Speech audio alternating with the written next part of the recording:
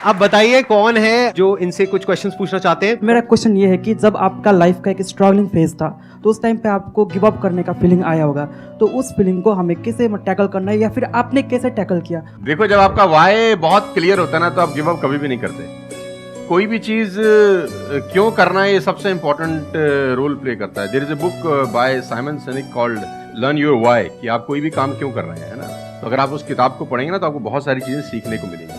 Y बहुत important है।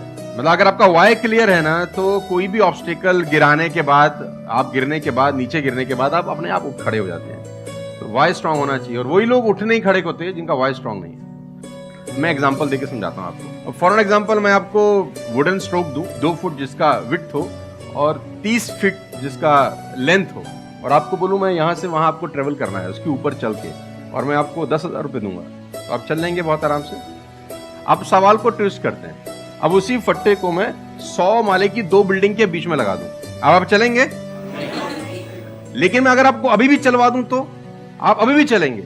अगर आपको पता हो कि दूसरी बिल्डिंग में आपकी बेटी है और उस बिल्डिंग में आग लग गई है, और मैं आपको 1 रुपया भी नहीं दूंगा, फिर भी आप चलेंगे, बिकॉज आपका वाई क्लियर है। जब जब आपका वाई क्लियर होता है ना तो कोई भी ऑब्स्टिकल, कोई भी गिरावट आपको कभी रोक नहीं सकती। लेकिन जब वाई क्लियर नहीं होता तो छोटी सी छोटी ऑब्स्टिकल भी आपको वापस ले जाती है जहां से आपने जर्नी स्टार्ट किया हो। वाई इंपॉर्टेंट है।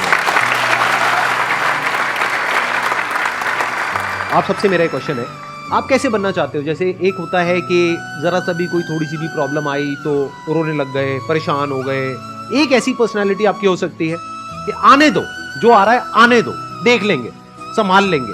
वो किसके अंदर हो सकता है? जिसने बहुत सारी छोटी छोटी प्रॉब्लम्स को फेस किया है, वही तो बोल सकता है ना आने दो। इस बात को अच्छे से समझ लो कि स्ट्रांग बनते कैसे हैं।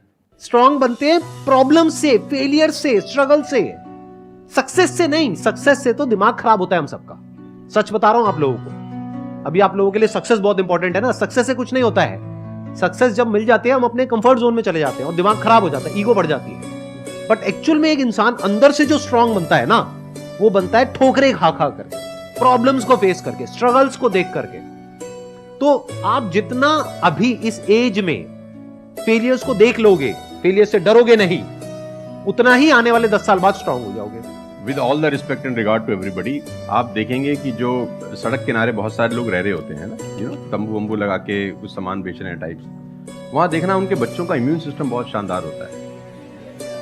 वो सर्दी में, जनवरी की सर्दी के अंदर वो नंगा ही खेल रहा होगा सर, और हमारा पैम्पर्ड बच्चा ब्लैंकेट के अंदर उसको जुकाम हो जाता है, जरा सा हवा लग जाए ठंडा। तो जो ठोकरे हैं ना वो आपका इम्यून सिस्टम बहुत अच्छा बना देते हैं। सफलता, सही कह रहे हैं संदीप जी, कि दिमाग खराब कर देती है। तो ये जो 5-6 साल हैं फ्रॉम 14 to 20 और 22, यहाँ तो आदमी की रगड़म पट्टी होनी चाहिए दबा के।